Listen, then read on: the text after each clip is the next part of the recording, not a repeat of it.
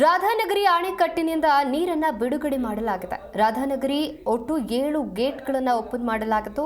ಡ್ಯಾಂನಿಂದ 11,500 cusec ನೀರನ್ನು ಬಿಡುಗಡೆ ಮಾಡಲಾಗಿದೆ.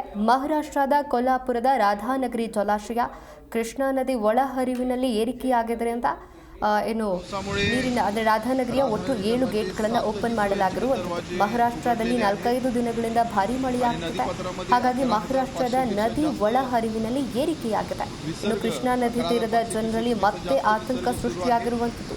ಕರ್ನಾಟಕದ ವೇದಗಂಗಾ, ದೂಧಗಂಗಾ ಮತ್ತು ಹಿರಣ್ಯಕೇಶಿ ಹಾಗೂ ಕೃಷ್ಣಾ ನದಿ ಒಳಹರಿವಿನಲ್ಲಿ ಏರಿಕೆಯಾಗಿದೆ.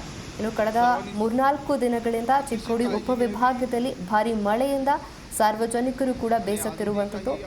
ಇನ್ನು ಕೃಷ್ಣಾ ನದಿ ಒಳಹರಿವಿನಲ್ಲಿ ಏರಿಕೆಯಾಗಿದ್ದರಿಂದ ರಾಧಾನಗರಿ ಅಣೆಕಟ್ಟಿನಿಂದ ನೀರನ್ನು ಬಿಡುಗಡೆ ಮಾಡಲಾಗಿತ್ತು.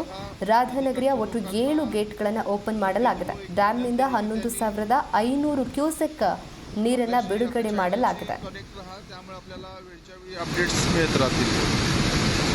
ಧನ್ಯವಾದ.